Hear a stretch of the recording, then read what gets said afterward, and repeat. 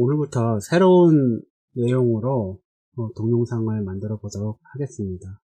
지금까지 운영체제, 리눅스 운영체제에 대해서 다루었습니다.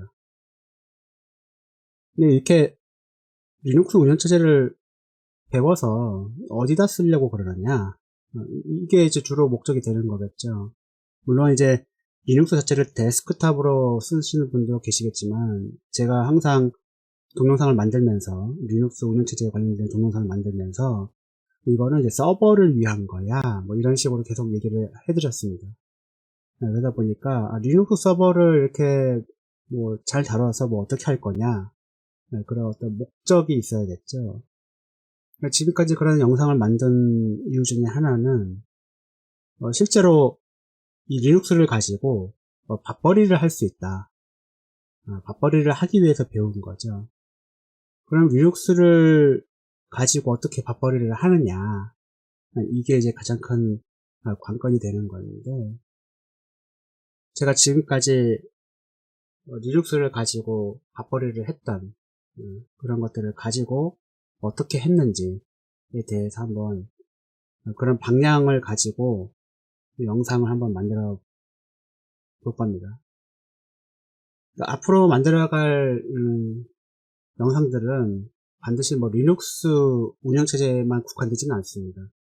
그러니까 뭐 IT, 그러니까 특히나 프리랜서를 한다라고 하면 어떤 식으로 일을 하는지, IT 업무는 어떻게 진행되고 그 속에서 어떠한 기술들을 쓰는지에 대해서 전반적인 내용들을 다루려고 하는 겁니다. 그래서 프로젝트를 하는 데 있어서 어떤 거를 이제 필요로 하는지, 그런 것들에 대해서 전반적으로 다 다루기로 할 건데, 그걸 하기 위해서 가장 진입장벽이라고 하는, 그러니까 처음에 어떻게 진입을 해야 되느냐, 이거에 대한 고민을 굉장히 많이 했는데, 그 첫 번째가 아키텍처 설계입니다. 여기서 말하는 아키텍처 설계는 굉장히 다양하죠. 아키텍처라는 말 자체가 어떤 분야에 쓰이냐에 따라서 달라져요. 예를 들어서 제가 소프트웨어를 개발한다. 소프트웨어를 개발할 때도 아키텍처 설계가 필요합니다. 그건 뭐 프로그램 개발, 뭐 설계, 뭐 이런 식으로 좀 더 낮춰서 부르긴 하지만, 엄연히 말하면 그것 또한 아키텍처 설계예요. 프로그램을 만드는데도 아키텍처 설계가 필요합니다. 대상이 프로그램을 만드는데 필요한 아키텍처를 말하는 거죠. 여기서 말하는 아키텍처 설계는 뭐냐? 전체 시스템을 말하는 겁니다. 전체 시스템. 예를 들어서 여러분이 스마트폰에서 어떤 앱을 하나 이렇게 사용을 하신다. 예를 들어서 뭐 금융 앱이라고 칩시다. 내가 뭐 계좌 이체를 하거나, 아니면 요새 여러분들 주식 많이 하시죠. 그럼 증권 HTX 앱 같은 거 많이 쓰는데, 그러면 그 HTX 앱을 딱 실행시키는 동안에 우리는 그냥 스마트폰에서 그냥 작동이 잘 되는 보다, 잘 되는 같다 이렇게 생각하지만, 사실은 그 인터넷을 넘어서 실제로 그 앱을 구동하기 위한 많은 시스템이 존재합니다. 그렇죠? 뭐 서버도 필요할 거고, 어떤 자원을 이렇게 보여주는, 뭐 스태틱 자원을 이렇게 전송해 주는 거라든지, 아니면 그 어떤 데이터를 이렇게 보관하고 있는 데이터베이스 시스템도 있어야 될 거고, 그리고 좀 더 많은 사용자들을 동시에 처리하기 위한 뭐 캐시 서버라든지 뭐 이런 것들이 다 필요할 거예요. 그런 전체적인 전체적인 설계를 말하는 겁니다. 여기서 말하는 아키텍처 설계는 전체적인 거. 더 나아가서 그런 시스템을 만들기 위한, 이런 HTS 앱 같은 거를 만들기 위해서 필요로 하는 것들도 있어요. 예를 들어서 뭐 대표적인 게 CI/CD 시스템 같은 것이 대표적인 거고, 또 하나는 소스 코드 저장소, 그렇죠? 그런 것들도 다 필요한데, 그런 것들을 전반적으로 다 다룰 겁니다. 그래서 아키텍처 설계라고 하면 시스템 아키텍처하고 애플리케이션 아키텍처를 이렇게 나눠줍니다. 그러니까 애플리케이션 아키텍처는 아까도 말씀드렸다시피 애플리케이션 개발에 필요한 전반적인 구성, 조합, 논리적인 설계들을 이렇게 말하는 거죠. 그래서 처음부터 시작할 때는 보통 이제 애플리케이션 설계를 한다라고 하면, 아키텍처를 한다라고 하면, 그러면 어떤 언어로 만들 것이냐, 뭐 자바로 만들 거냐, 파이썬으로 만들 거냐, 고랭으로 만들 거냐, 뭐 이런 것부터 시작해서, 그 언어만 가지고 만들기 힘드니까 이제 그 언어에서 지원하는 프레임워크를 뭘 쓸 거냐? 자바를 쓴다고 하면, 스프링 프레임워크 유명하니까 스프링 프레임워크를 써야겠다. 파이썬이다 그러면 장고 프레임워크를 쓰겠다. 뭐 이런 것들을 이렇게 좀 점점 이렇게 해가 나가는 거죠. 그리고 그 와중에 뭐 어떤 식으로 할 거고, 뭐 어떤 걸 필요로 할 거고, 뭐 이런 것들을 이제 막 이제 해드는 것이 이제 애플리케이션 아키텍처 설계라고 보시면 되고, 시스템 아키텍처는 전체 시스템 아키텍처 설계를 말하는 겁니다. 뭐 서버가 한두 개겠습니까? 그 와중에 그 서버들을 연결하기 위한 어떤 뭐 네트워크 장비라든지 이런 것들도 필요하겠죠. 그리고 굉장히 큰 게 고려해야 되는 것이 이중화 같은 것들을 말하는 건데, 뭐 High Availability 혹은 뭐 Elastic Architecture라고 하는 것들을 목표를 두고 하는 거예요. 그러니까 이중화를 해야 되는 거는 당연하죠. 이중화를 해야 되는 거는 뭐 장애가 발생했을 경우에 장애 대응을 하기 위한 거고, 엘라스틱 아키텍처 같은 경우에는 이제 탄력적인 아키텍처를 이렇게 말하는 건데, 이것이 이제 필요하게 됩니다. 그래서 시스템 아키텍처 설계를 할 때는 요거를 최종적인 목표를 가지고 요걸 항상 머릿속에 집어넣고 해야 되는 거죠. 물론 여기 이제 이 두 가지를 다 포함해서 아키텍처 설계를 할 때는 항상 고려해야 되는 것이 이제 보안 쪽입니다. 보안. 그렇죠. 보안을 항상 고려를 해야 됩니다. 보안을 항상 고려를 해야 되는 건 당연한 거죠. 네, 이런 식으로 이제 고려를 해야 되는 것이 맞고, 아키텍처 설계는 이제 지금까지는 이제 크게 두 가지의 형태가 있습니다. 타입이라고 보시면 되는 겁니다. 아키텍처 설계하는 게 무슨 애플리케이션 아키텍처, 시스템 아키텍처 두 개만 있는 것이 아니고, 그것들을 이제 설계를 하는데도 필요한 어떤 타입 같은 게 필요해요. 아키텍처에도 타입 같은 게 존재하는데, 크게 이제 두 가지로 나눠볼 수가 있습니다. 모노리틱 아키텍처랑 마이크로 서비스 아키텍처 이렇게 이제 나눠줄 수 있는데, 최근에 이제 많이 쓰고 있는 것이 이제 마이크로 서비스 아키텍처. 이거 많이 쓰고 있고, 지금까지 많이 구축되고, 지금도 구축되고 있는 것 중에 하나가 모노리틱 아키텍처라는 것입니다. 모노리틱 아키텍처 같은 경우는 정통적인 소프트웨어 개발 모델을 위한 아키텍처고, 지금까지 이렇게 해왔죠. 그래서 대규모 애플리케이션을 하나의 큰 덩어리로 제작을 합니다. 분해해서 만들긴 하지만 그래도 많은 부분을 하나의 큰 덩어리로 보고 이제 제작을 하는 것이 이제 모노리틱 아키텍처의 특징이라고 볼 수가 있는 거죠. 반면에 지금의 현대적인 소프트 개발에는 이제 마이크로 서비스 아키텍처를 많이 사용을 합니다. 마이크로 서비스 아키텍처를 많이 사용을 하게 되고, 애플리케이션을 각각 담당하는 영역을 가진 소규모의 독립적인 어떤 애플리케이션을 만드는 겁니다. 그래서 굉장히 큰 덩어리를 분해해갖고 마이크로 단위로 분해를 해서 그것들을 간단하게 그 하나의 기능만 하도록 계속 만든 다음에 그거를 여러 가지의 마이크로 서비스를 조합해서 하나의 큰 덩어리로 한꺼번에 동작하도록 만드는, 그것이 마이크로 서비스 아키텍처라고 보시면 되는데, 요즘에 이게 마이크로 서비스 아키텍처 많이 하게 되어 있죠. 그러면 앞으로 이제 이 동영상을 계속 만들 건데 어떤 걸 가지고 할 거냐, 모노리틱 아키텍처를 가지고 일단 해보는 걸로 하겠습니다. 모노리틱 아키텍처를 가지고 하는 걸로 이제 할 건데, 물론 뒤에는 이제 마이크로 서비스 아키텍처를 가지고도 이렇게 할 거예요. 그래서 마이크로 서비스 아키텍처는 맨 뒤에 가갖고 모노리틱 아키텍처를 한번 해보고 마이크로 서비스 아키텍처를 한번 이렇게 전환하는 걸로 하면서 어떤 차이가 있느냐에 대해서 이제 얘기를 하는 걸로 가는데, 사실 마이크로 서비스 아키텍처만 놓고 본다 하더라도 해야 될 것이 굉장히 많기 때문에 이걸 또 별도의 나중에 과정으로 한번 만들 기회가 있으면 만들어 보도록 하겠습니다. 아키텍처 설계를 하는 데 있어서 이제 가장 중요한 것 중에 하나가 소프트웨어하고 인프라스트럭처라고 보시면 되죠. 이게 소프트웨어랑 인프라스트럭처라고 했는데 사실 이건 뭐 시스템이라고도 볼 수도 있고 인프라스트럭처라고 이제 별도로 얘기를 하는데, 이게 가장 중요해요. 가장 중요한 요소이기도 하고, 이 소프트웨어랑 인프라스트럭처를 위한 설계도 설계지만 이것을 위한 별도의 어떤 프로그램, 소프트웨어와 인프라스트럭처가 필요합니다. 대표적인 아까도 말씀드렸다시피 CI/CD 뭐 이런 것이 이제 필요한데, 그런 것들을 이제 갖춰 나가는 것들, 그런 것들을 어떤 것이 필요로 하는지, 그런 것들을 한번 알아봐야 된다. 처음에는 아마 요거를 아마 개발 환경 구축이라고 해야 되나요? 그런 것들을 한번 집중적으로 한번 논의가 될 것 같은 생각이 드는데, 그것이 이제 필요할 수밖에 없는 거죠.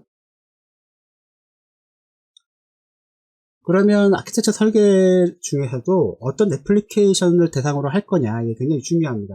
뭐 제가 어떤 뭐 윈도우즈나 뭐 리눅스에서 돌아가는 뭐 일반 유틸리티 애플리케이션을 만들 것도 아니고, 우리가 요새 가장 많이 쓰고 있는, 거의 뭐 전 세계를 움직이고 있는 것이죠. 그래서 웹 애플리케이션. 웹이 이제 핵심이 핵심. 웹이 없으면 세상이 안 돌아가요. 안 돌아갈 정도가 됐기 때문에, 웹 애플리케이션을 대상으로 한번 아키텍처 설계를 한번 해보는 걸로 하고요. 그러면 뭘 가지고 뭘 개발하는 걸 대상으로 할 거냐. 이게 이제 필요하겠죠. 앞단에서 말씀드렸다시피, 파이썬으로 장고 가지고 뭐 만들 거냐, 아니 고랭 가지고 뭐 만들 거냐, 그렇진 않고, 저 같은 경우는 그냥 자바의 스프링 프레임워크를 이용해서 개발하는 것을 한번 대상으로 간단하게 만드는 걸로 한번 보여주는 걸로. 개발은 이제 프로페셔널하게 하지는 않을 겁니다. 아키텍처 쪽적인 면에서 어떤 것이 필요하다, 어떠한 기술은 알고 있어야 된다, 이런 것들을 주로 짚어넘어갈 것이기 때문에, 자바 가지고 진짜 번듯한 어떤 서비스 할 만한 어떤 프로덕트를 만든다, 그것까지는 하진 않을 거예요. 근데 대신에 자바를 이용한 스프링을 사용하는 데 있어서 굉장히 기초적인 내용들은 다 다룰 겁니다. 대표적인 메이븐 이런 거, 멀티 프로젝트를 어떻게 하느냐. 메이븐을 하는데 멀티 프로젝트를 못 하시는 분들도 굉장히 많아요. 네, 굉장히 많아서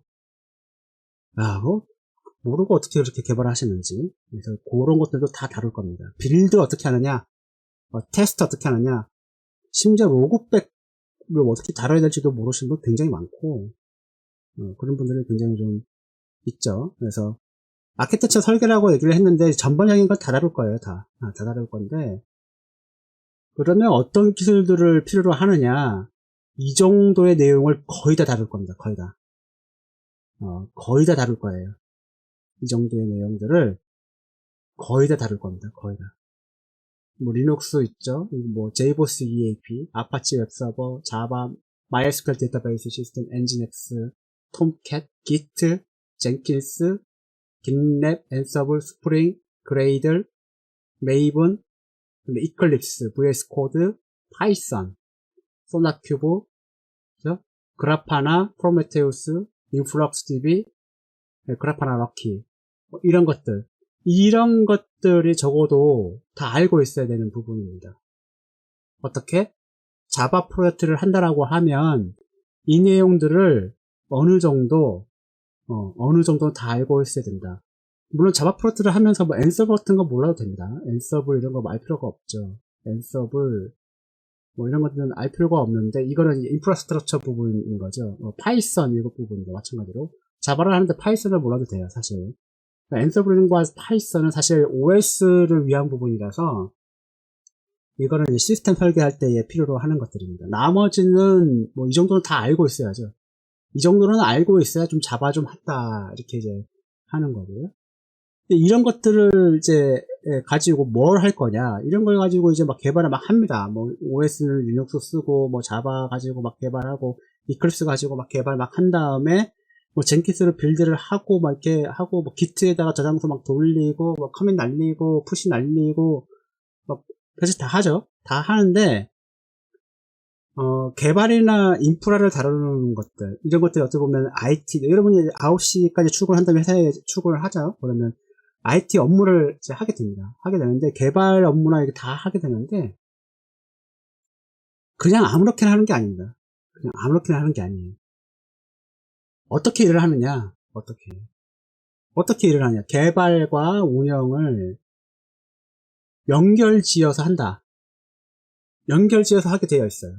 소스 코드를 수정하고, 기트에다가 푸시 날리고, 지라라든지 아니면 이슈 트래커에다가 먼저 이렇게 이슈를 등록을 하겠죠. 그리고 버그가 등록됐다. 그러면 이제 개발을 막 하고, 뭐 어떤 브랜치를 만들고, 그 다음에 커밋 날리고, 푸시 한 다음에, 그거를 다시 또 어떤 이슈 트래커에다가 이제 뭐 빌드, 뭐, 예를 들어서 뭐, 상태를 변경을 하죠. 뭐 빌드 상태를 바꾸고 이렇게 하게 되면, 그거를 이제 뭐 자동으로 이제 빌드하고, 이렇게 테스트하고, 자동으로 배포까지 다 하는, 디플로이 다 하고, 뭐, 이렇게 다 하는, 그리고 다 되면은 모니터링 하는, 그런 식으로 1년의 과정이 이게 뚝 잘려먹은 게 아니고, 개발은 개발, 운영은 운영, 별도로 하는 것이 아니라, 이게 한 가지의 이어지는 형태의, 스텝 이렇게 이어지는 걸로 IT 업무를 하게 되어 있어요.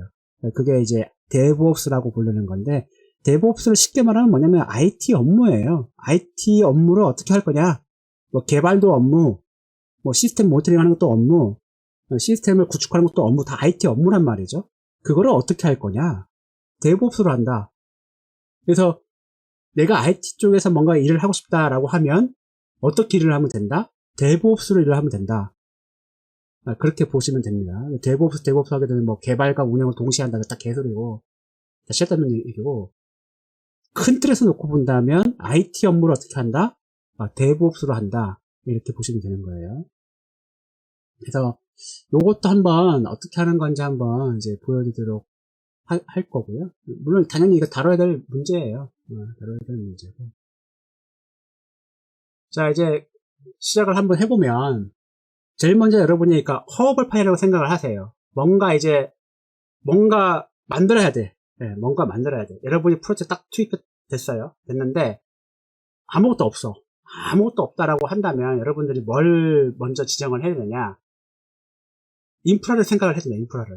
어떻게 할 거냐, 인프라를. 가장 크게는 뭐 이거예요. 온프라미스를 쓸 거냐, 아니면 클라우드를 쓸 거냐. 이걸 크게 큰 틀에서 이걸 결정을 하게 되겠죠. 클라우드를 쓰게 된다 그러면 뭐 애저라든지 아니면 AWS라든지 GCP 이걸 선택해서 하면 되는 거고요. 온프라미스를 한다 그러면 뭐 IDC 서버를 어디다가 넣을 거고, 뭐 어디 뭐 ISP를 선정을 해서 어디에다가 할 거냐, 뭐 이런 것들을 이제 고려를 막 해야 될 거고, 뭐 서버 하드웨어는 뭘 어떻게 할 거고 견적 내고 뭐 이렇게 막 해야 될 거예요. 온프라미스는 좀 복잡해요, 그런 면에서.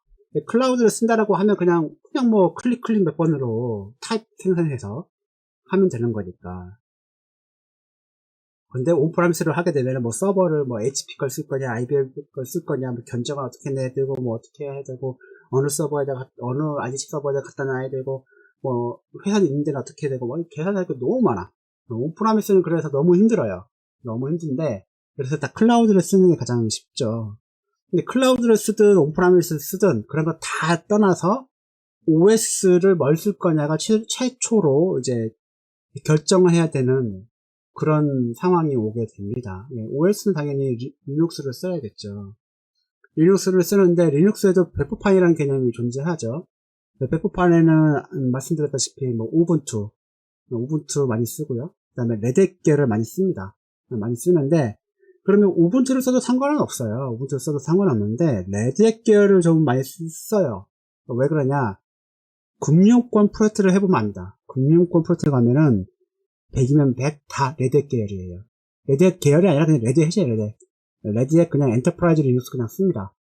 레드햇 엔터프라이즈 리눅스를 그냥 쓰게 되어 있어요. 왜? 그렇게 쓰라 그랬으니까. 누가 그렇게 쓰라 그러는지 모르겠지만 그렇게 써요, 다들. 근데 문제는 뭐냐? 버전이 문제, 배포판 버전이 다 다릅니다. 7.0 쓰는 데도 있고 8.0 쓰는 데도 있고 그렇게 되는데, 7.0 쓰는 데는 지금 반성을 해야죠.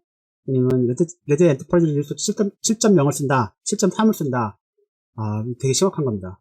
7.3은 이제 지원 안 해주기로 한 지가 이제 한참 지났기 때문에 뭐 7.0을 쓴다 그럼 진짜 반성 많이 해야 됩니다. 이거 뭐 대충 그냥 아무것도 안 했다 이렇게 보면 되는 거고요. 레드햇을 써야 되는데, 레드햇 엔터프라이즈 리눅스 9.2가 현재 최신판이에요. 9.3은 이제 좀 있으면 나올 건데, 9.3은 나오면 그 당시 가서 얘기를 하고. 그런데 이제 이게 저 같은 경우에는 레드햇 엔터프라이즈 리눅스를 실제로 쓸 수도 있어요. 개인이 쓸 수도 있는데, 그러니까 집에서 뭔가를 하고 싶다라고 하면 레드햇 엔터프라이즈 리눅스 호환으로 불리우는 라키 리눅스를 쓰시면 됩니다. 라키 리눅스랑 레드햇 엔터프라이즈 리눅스랑은 별 차이가 없어요. 로고만 좀 다를 뿐이지 크게 좀 패키지 버전이 또 약간 좀 다를 수도 있겠습니다만 큰 차이는 없습니다.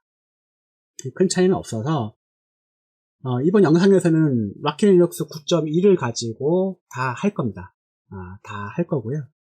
그러면 이제 여러분이 이제 설계를 하는 거예요. 이게 다 설계의 첫 부분이라고 보시면 됩니다.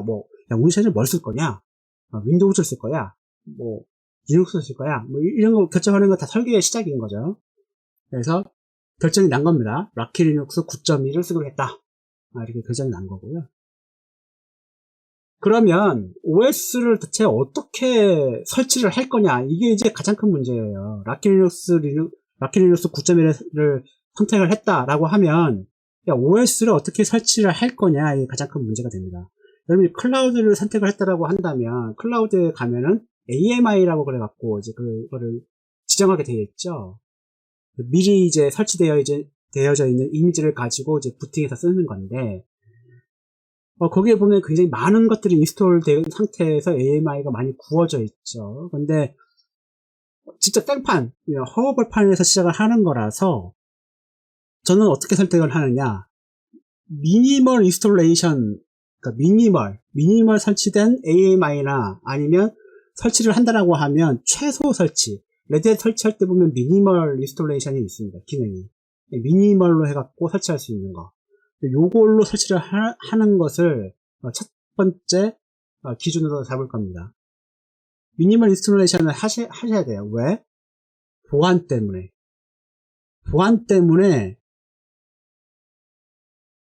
이거를 하는 겁니다. 뭐든지 간에 모든 프로젝트를 하는 데 있어서는 보안이 최우선이에요. 최우선. 그러면 보안을 처음으로 생각을 한다라고 하면 운영체제를 설치할 때부터 보안을 먼저 생각을 해야 됩니다. 운영체제를 설치할 때에 풀패키지로 설치를 했다. 그러면 보안 끝난 거예요. 보안을 어떻게 할 수가 없어. 그렇죠? 불필요한 소프트웨어를 설치하지 않는 것이 보안의 첫걸음입니다. 불필요한 계정을 만들지 않는 것이 보안의 첫걸음이에요. 그러려면 불필요한 소프트웨어를 설치하지 말아야 됩니다. 그래야지만이 불필요한 계정이 설치가 안 돼요. 생성이 안 됩니다. 네, 그렇게 되어 있고요. 문제는 뭐냐? 오프라미스 같은 경우가 대표적인 건데, 오프라미스에 뭔가 설치를 하려고 그러면 드라이버 같은 게 필요합니다. 그래서 레이드 드라이버라든지 이것저것 드라이버들 막 있는데, 리눅스를 미니멀로 인스톨레이션을 하게 되면은 드라이버 설치가 안 돼요. 드라이버 설치가 안 될 수가 있습니다. 그리고 드라이버 설치를 하려고 그러면 컴파일러를 설치를 해줘야 돼요. 컴파일러를. GCC 컴파일러. 그래서 커널 모듈 컴파일레이션 해갖고 모듈 파일을 만든 다음에 그걸 이식시켜서 재부팅 해주면 올라오도록 되어 있는데, 그런 경우, 그러니까 그렇게 드라이버를 이제 꼭 반드시 컴파일해서 설치를 해야 되냐, 이게 가장 큰 문제가 되는 거죠. 드라이버를 이제 설치를 위해서 컴파일러를 설치해줘야 된다. 그래서 좋은 방법은 아닙니다. 보안상으로는. 그 드라이버도 어떻게 하면 됩니까? 패키지를 제작을 한 다음에 그 패키지를 설치하는 걸로 해서 끝내야지, 드라이버 설치한답시고 운전소 패키지 다 설치하고 컴파일러 다 설치하고 그렇게 해버리면 보안을 유지할 수가 없어요. 보안을 유지할 수가 없습니다. 웬만하면 패키지로 설치를 해야 됩니다. 드라이버로. 그래서 레드햇 패키지를 만들어서, 없으면 제작을 해서라도 RPM으로 만들어서 드라이버를 설치를 하는 것을 이제 권장을 드립니다. 근데 이렇게 하기가 힘든 게, 보통은 이제 온프라미스 같은 경우에는 그런 거를 운영체제를 하도록 업체를 따로 선정을 하죠. 메인테너스 업체를 따로 선정을 합니다. 그래서 그 메인테너스 업체한테 돈을 주고 설치 좀 해줘 이렇게 해주는데, 그렇게 하면 100이면 100 다 드라이버 설치할 때 컴파일러까지 다 설치합니다. 우전통까지 다 설치해버려요. 심지어 이거 드라이버 설치한답시고 GUI 필요하다고 그놈 KDE 데스크톱까지 다 설치해버립니다. GUI 데스크톱까지 다 설치해버려요. 그렇게 해버리면 보안이고 뭐고 안 됩니다. 아무것도 안 돼요. 이렇게 해버리면. 그렇게 하지 말고 반드시 요구를 해야 됩니다. 그 업체에게 RPM 같은 거 만들어 설치를 해달라. 요구할 수 있어요. 반드시 해야 되는 부분이고. 근데 그거 너무 힘들어. 어느 세월 다 만드냐, 어느 세월에. 패키지 어떻게 다 제작해. 심지어 그 업체에서 만든 하드웨어도 아닌데, 그걸 우리가 왜 제작하느냐. 이걸 어쩔 수 없어요. 그렇게 되면 드라이버 설치를 위한 컴파일러하고, 뭐 GCC 컴파일러라든지 의존성 같은 거는 설치를 하는데, 하고 난 다음에 반드시 컴파일러는 제거를 해야 됩니다. 컴파일러 제거를 해줘야 돼요. 그래야지만이 보안성을 유지할 수가 있습니다. 나중에 이거 안 했다가 나중에 뒤로 가갖고는 큰일 나요. 큰일 납니다. 왜? 다 보안성 검토를 좀 맡아야 되기 때문에 그런 건데, OS 보안, 와스 보안, 웹서버 보안, 이런 게 다 있어요, 분야별로. 그걸 통과를 못 시키면 프로젝트 종료가 안 되기 때문에 처음부터 보안을 생각을 해서 해야 되는 거고, 보안을 생각을 한다라고 하면 OS 설치할 때부터 이거를 고려를 해야 된다. 이거 고려 안 하는 사람 너무 많아요, 처음부터. 프로젝트 시작하는데 이거 고려 안 하는 사람 너무 많습니다. 그냥 다 깔아. 다 깐 다음에 나중에 보안성 검토할 때 뭐 다 하지 뭐. 못합니다. 못해, 절대. 그렇게 하면. 그때 가서는 이미 깔릴 거 다 깔려있는 상태에서 지우자, 잘못 지우면 박살나는데 그 누가 지우자고 하겠어요. 한번 지우려고 그러면 손 덜덜덜 떨리는데 함부로 못 지운다. 그러다 보니까 아예 처음부터 보안을 기본으로 생각을 해서 해드는 거고, 그렇기 때문에 운영체제는 반드시 어떻게 된다? 미니멀 인스톨레이션으로 해줘야 된다. 그렇게 하면 되는 거고요. 반드시 이걸 해야 되는 겁니다. 해야 되는 거고. 이렇게 안 했을 경우 나중에 하면 진짜 개고생해. 진짜 개고생합니다. 보안 때문에 막 난리가 납니다. 막 뭐 이거 다 걸리고 저거 다 걸리고 뭐 버전 낮아갖고 다 걸리고 컴파일러 왜 깔려있냐고 다 걸리고, 그래 이거 다 지우려고 그러면 어떻게 지워요? 그 지웠다가 뭐 드라이버 또 날라가면 어떻게 하려고. 이런 것들을 다 고려하면서 해야 되는 부분이 있습니다. 또 하나는 뭐가 있느냐면, 여기 보면 서버가 두 대가 있죠. 한 대는 그냥 없던 걸로 치고요. 이거 오른쪽에 있는 타겟 서버만 한번 보도록 하겠습니다. 타겟 서버라고 되어 있는데, 우리가 이제 만들어야 될 서버예요. 실제 프로젝트 서버, 그러니까 실제 운영을 위한 서버를 여러분들이 만든다고 생각을 한번 해봅시다. 운영체도 설치도 다 했는데, 보안성도 다 했어요. 다 했는데, 문제가 뭐냐면 여기에 뭔가를 막 깔아야 돼. 이제. 그렇죠? 예를 들어서 보안성 검토도 마찬가지입니다. 이 서버에 대한 보안성 검토도 해줘야 됩니다. 맨 처음에 해줘야 될 게 보안성 검토 같은 걸 해줘야 되는 거예요. 그리고 그뿐만이 아니라 뭔가 이제 예를 들어서 웹서버 같은 거를 뭐 설치를 한다. 뭐 패키지 가지고 설치를 할 수도 있긴 하겠지만, 패키지 설치를 할 경우에는 이제 최신판 설치가 어려우니까, 그러면 이제 바이너리 코드를 다운받아서, 소스 코드 다운받아갖고 그거를 컴파일해갖고 컴파일한 결과만 이 타겟 서버에다가 가져다 놔야겠죠. 그렇죠? 그런 것들. 근데 대부분의 사람들이 일을 하다 보면 어떻게 하느냐, 그냥 프로젝트 서버에다가 그냥 컴파일하고 막 다 하고 앉아있어요. 그렇게 해야 되면 막 의존성 패키지 다 깔고 컴파일 다 깔고 그렇게 한단 말이에요. 그렇게 하지 말고 어떻게 한다? 이걸 똑같은 서버 하나 더 만든 다음에 빌드 서버 하나 만드는 거예요. 만들어서 여기다가 컴파일러 다 깔고 다 하는 겁니다.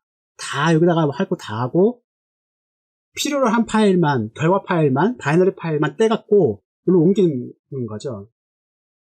그렇게 되면 여기 컴파일러 설치할 필요가 없는 거죠. 그렇죠? 그래서 빌드 서버를 반드시 하나 만들어야 됩니다. 빌드 서버를. 어떤 빌드 서버? 이거는 개발자를 위한 빌드 서버가 아니고 인프라 구축을 위한 빌드 서버가 있어야 된다는 거예요.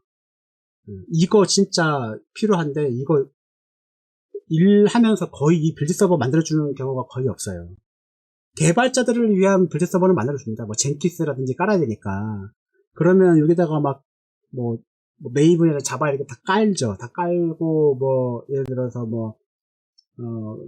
소스코드 저장소뿐만 아니라 라이브러리 저장소, 예를 들어서 메이븐 레파시토리라든지 이런 것들, 보존성 저장소라든지 그런 거를 다 해주긴 하는데, 전체 인프라 구축을 위한 빌드 서버는 안 만들어줘요. 이거. 경적에도 안 넣어줍니다, 이거. 비싸다고. 안 넣어줘요, 견적에도. 이렇게 해버리면, 만약에, 야, 너 빨리 웹서버 설치해서 줘. 이렇게 하면 어떻게 됩니까? 바이너리를 살 수도 없고, 최신판 설치하라 그러면은요. 어떻게 합니까, 그러면? 실제 서버에다가 컴파일 다 깔고 다 해줘야 돼. 해갖고 컴파일러 돌려서 해줘야 되는데, 그렇게 하게 되면 너무 힘들다. 그렇게 하게 되면 보안성 다 깨져버려요. 그러지 말고 빌드 서버를 하나 만들어서 여기다가 다 하는 겁니다. 여기다가 컴파일이든 뭐든 다 돌려서 여기 다 옮기는 거예요. 다 옮기는 걸로. 다 옮기는 걸로 하고, 여기에 뭐 보안성 검토나 이런 것들을 수동으로 다 할 거냐, 하나 들어가갖고, 뭐 계정 삭제하는 거 다 하고, 뭐 계정 생성하는 거 다 하고, 어느 세월 다 합니까, 그렇게. 그렇죠? 그렇게 하면 힘들다. 그래서 빌드 서버에다가 N서버를 깔아갖고 N서버로 다 하는 거예요. 서버가 한 대면 괜찮은데 100대다. 그럼 어느 세월 다 바꿔요, 설정을. 그렇죠? 그런 거를 뭘로 합니까? N서버로 다 한다. 그래서 빌드 서버가 하나 있어야 된다. 이런 식으로. 나중에 프로젝트 다 끝나서 철수한 다음에 다 이거 지워버리면 돼요. 그냥 없애버리면 요거만 남게. 그죠? 그런 식으로. 구축할 때는 어떻게 인프라스트럭처를 만든다? 어떻게 빌드를 한다? 빌드 서버 하나 만들어서 여기다가 하고 싶은 거 다 하고 바이너리만 여기서 옮겨가는 거. 그렇게 하고 보안을 위해서 보안 설정이나 어떤 서버 설정 같은 경우에는 N서버를 이용해서 다 한다. 그냥 N서버를 이용해갖고 N서버를 여기다 깔 수 없잖아요. 그렇죠? N서버를 깔 수 없기 때문에 빌드 서버 하나 만들어서 N서버 다 깔아서 하는 걸로 해야 된다. 그것이 필요한 겁니다. 이런 식으로. 그래서 주요한 목표는 뭐냐? 이 동영상, 앞으로의 동영상 강의에서 주요한 목표는 요걸 다 하게 될 거다. 요걸 한번 다 하게 될 거다. 뭘? 데브옵스를 어떻게 하는 건지, 데브옵스에 대해서 어떻게 하는 건지 한번 다뤄볼 거고, 아키텍처 설계를 어떻게 하는 건지, 그런 것들도 중간 뒤에 가면서 다 설명을 할 겁니다. 지금까지 설명드렸던 것도 아키텍처를 어느 정도 설계를 한 거예요. 굉장히 작지만, 그쵸? 굉장히 뭐 시작은 미미하죠. 뭐 OS를 어떻게 할 거다, OS 선정을 했고 설치를 어떻게 할 거다, 이렇게 이제 얘기를 해드렸는데 여기 다 설계에 들어가는 거고요. 뭐 어떻게 빌드를 하는데 어떤 시스템이 필요하다까지도 설명을 드렸는데 다 설계 부분이에요. 이게 전부 다 설계 부분이라서. 그래서 이제 다음 시간에는 보안에 대해서 얘기를 하게 될 거고요. 그거 더불어서 N서버에 대해서 한번 더 다뤄보도록 하겠습니다.